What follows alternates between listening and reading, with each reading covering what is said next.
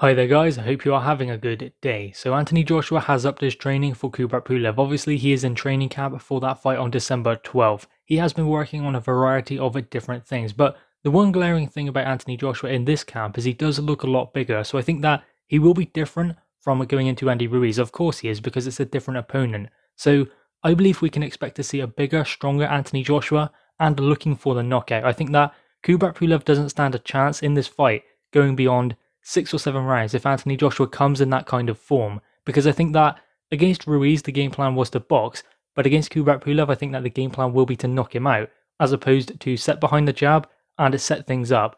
Of course he's going to do that, but I think that against Kubrat Pulev, Pulev would rather have a boxing match, whereas against Andy Ruiz, Ruiz would rather fight. So what Anthony Joshua can do is play to his strengths and take things away from his opponent. That is what he done against Ruiz. Ruiz wanted to fight, so Anthony Joshua boxed him.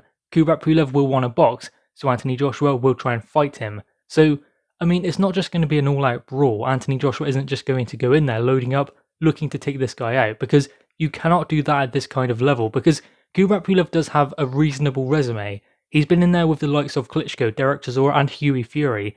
I mean, the Klitschko fight, he did kind of come apart, but he didn't do that badly in the fight. He just got clipped and he didn't really rectify the problems that were happening in the ring. He was still standing there in front of Klitschko and he didn't give up any ground. Shown quite a bit of durability despite being on the ground 4 or 5 times, but still, he kept getting up and continuing, and would have probably learned a lot from that experience, much as Anthony Joshua has done in his loss to Andy Ruiz. So they both have kind of had similar experiences, losing fights and then having to come back. Obviously Anthony Joshua did overturn his decision against Andy Ruiz and actually won the rematch. Klitschko and Kubrat Pulev never rematched, and obviously they were never going to. But in this instance, Kubrat Pulev has one shot at the world title. If he doesn't win it, then that's it. Unless he's going to just carry on for prize fighting, he is unlikely to get a world title opportunity after this one, because undisputed between Anthony Joshua and Tyson Fury, and mandatories that will come after that, and potential voluntaries, and it won't be Kubrat Pulev. So Pulev is dangerous in the sense that this is his last opportunity. This is his last shot at the big time, and it comes against Anthony Joshua, one of the biggest stars in the heavyweight division. I mean, Tyson Fury is going to be fighting just a week before this guy fights, and then after that, they are going towards undisputed. So Kubrat Pulev has a chance here to upset the odds, and maybe he gets to go on to undisputed. That is the dream for Kubrat Pulev. That is why he is dangerous, because there is those mega fights on the horizon if Kubrat Pulev shocks the world. But obviously, that same applies for Anthony Joshua, because he has that big fight with Tyson Fury lined up after.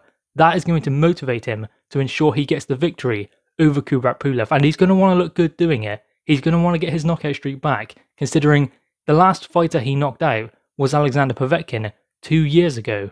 So I think that considering Anthony Joshua obviously had that loss against Andy Ruiz, then came back and outboxed him in the rematch over 12 rounds, yes, that was a great performance, and I think that Anthony Joshua has shown size to his game that maybe he wasn't given credit for, just because he was such a devastating knockout puncher. He went back to basics, the fundamentals, and that got him the victory and made him a 2-time heavyweight world champion when he beat Ruiz.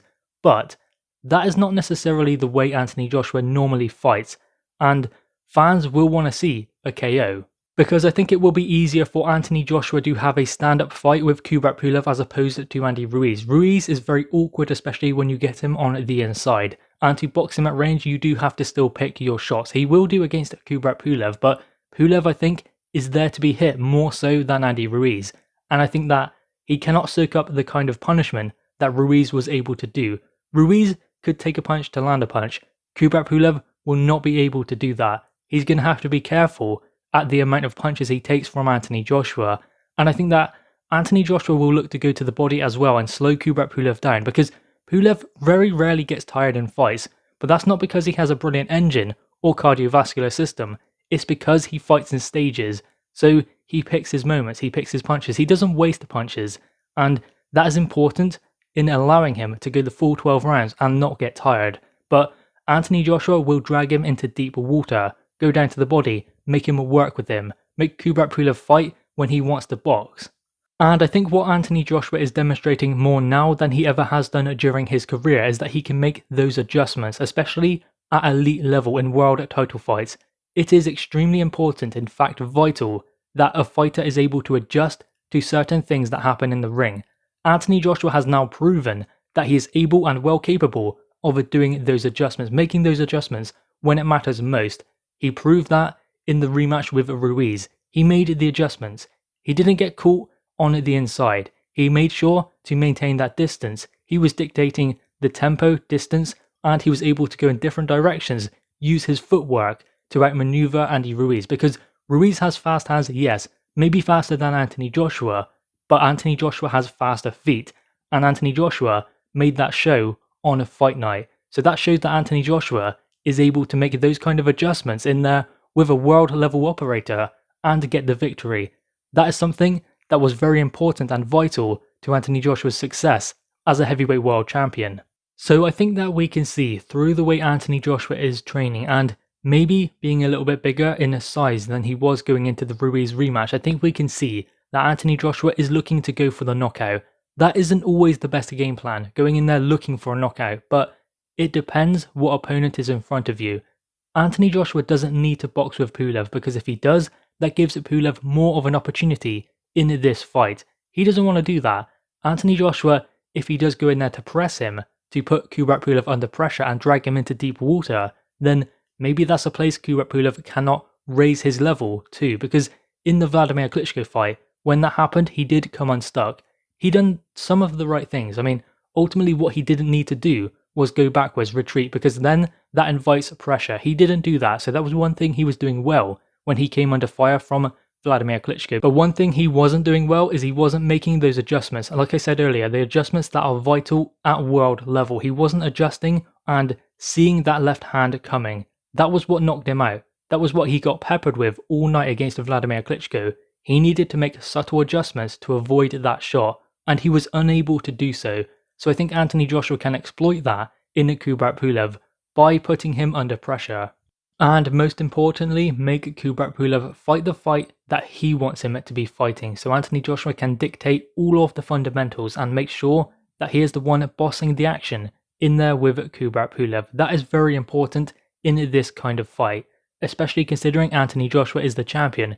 He needs to make sure that Kubrat Pulev is the one in there trying to raise his game to Anthony Joshua's level. So he doesn't need to be letting Kubrat Pulev box him. He doesn't need to be letting it be a battle of the jabs. He needs to make sure he's landing hard, powerful shots, and often.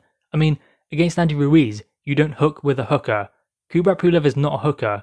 I mean, so Anthony Joshua is the inside fighter and the hooker in this fight, meaning he can get his powerful shots off on the inside. Those short uppercuts and left hooks, those will be devastating against Kubrat Pulev. Ones that maybe, I mean, they did work against Andy Ruiz because he dropped him, but those weren't the punches he needed to be looking for. It was the jab and straight shots. If he does that with Kubrat Pulev, then it will be a battle of the jabs, and obviously that gives Pulev more of an opportunity, because that is the way he would rather fight. If Anthony Joshua gets on the inside, closes the distance, sits on the chest of Kubrat Pulev and gets those short shots in, then that will be devastating in there with Kubrat Pulev, and I don't think he can stand up to the firepower of Anthony Joshua. Guys, anyway, what are your thoughts on this? Make sure you leave your thoughts in the comments below, leave a thumbs up, and subscribe if you are new. Thanks guys.